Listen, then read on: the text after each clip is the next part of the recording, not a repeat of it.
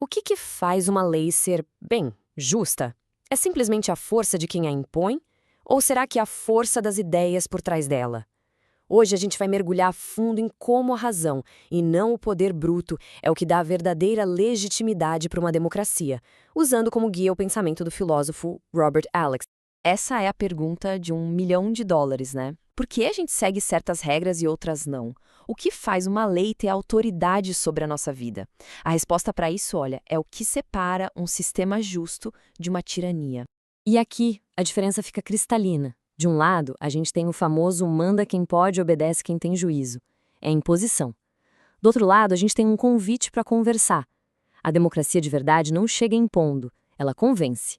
A autoridade dela vem da justificativa, do argumento, não da força.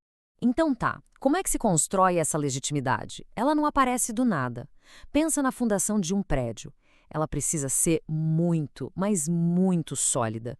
E essa solidez, no caso da democracia, vem do discurso racional. Para a gente entender o que é, às vezes o melhor caminho é ver primeiro o que não é. Legitimidade não vem da força bruta, isso é autoritarismo. Também não vem daquela desculpa da tradição, o mas sempre foi assim. Isso aí sustenta o absolutismo. E, um ponto super importante hoje em dia, não vem só do carisma de um líder, o que pode descambar para o populismo. A legitimidade de verdade é algo muito mais profundo. E aqui está, digamos, a receita. Primeiro, tudo começa com um discurso racional. O poder tem que se explicar. Isso abre as portas para uma participação de todo mundo, onde cada voz é ouvida em pé de igualdade. E o resultado? Um consenso que não é imposto. As pessoas aceitam porque o processo foi justo, foi transparente. É assim que se constrói confiança no sistema. Essa frase resume tudo, né? A legitimidade não é algo que um governante herda, como um trono. Ela é construída tijolo por tijolo todos os dias, através de um debate que seja justo e aberto para todo mundo. Certo, se a razão é a nossa fundação, como é que a gente organiza a estrutura do poder para esse prédio não desmoronar? A resposta está numa ideia brilhante: a separação dos poderes. São eles os pilares que sustentam todo o edifício da democracia. A ideia aqui é genial de tão simples: nunca concentrar poder demais num lugar só. Por isso, ele é dividido em 3 funções bem claras: um poder para criar as regras, outro para colocar em prática e um terceiro para fiscalizar se todo mundo está seguindo o combinado. O legislativo é, basicamente, onde a voz da sociedade vira lei.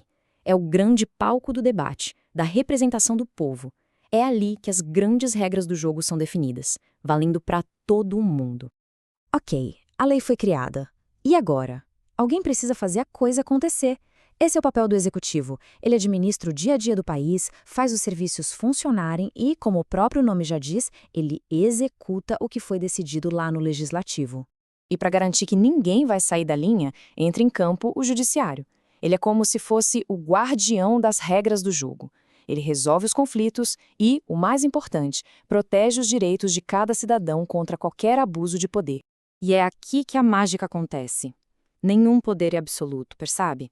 O legislativo faz a lei, mas o judiciário pode dizer: opa, essa não vale. O executivo age, mas sempre sob o olhar atento dos outros dois. É um sistema de freios e contrapesos o tempo todo, garantindo o equilíbrio. Ok, temos a fundação de razão e os pilares do poder. Mas e se o próprio sistema, seguindo as regras, criar uma lei terrivelmente injusta? Para isso, a gente precisa de uma última camada de proteção: o escudo constitucional. Essa pergunta é uma das mais críticas e perigosas em uma democracia. Se a maioria decide, o que a impede de simplesmente passar por cima dos direitos de quem pensa diferente? Um sistema legítimo precisa ter uma resposta muito boa para isso. A diferença aqui é brutal. Num cenário, sem um controle, uma lei aprovada pela maioria pode legalmente oprimir um grupo menor. A democracia, nesse caso, falha miseravelmente. No outro cenário, com esse controle, existe um freio de emergência. O direito fundamental da minoria é protegido e a democracia se salva do que a gente chama de tirania da maioria. E veja bem, esse controle não é baseado na opinião pessoal de um juiz. É um processo lógico bem definido.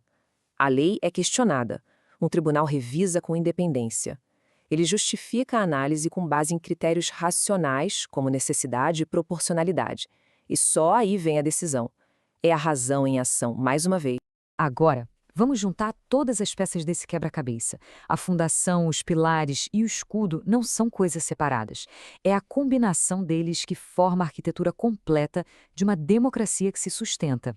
Olhando assim para o sistema completo, fica claro que cada parte tem uma função vital. A fundação usa a razão para criar a legitimidade. A estrutura distribui o poder para evitar o abuso.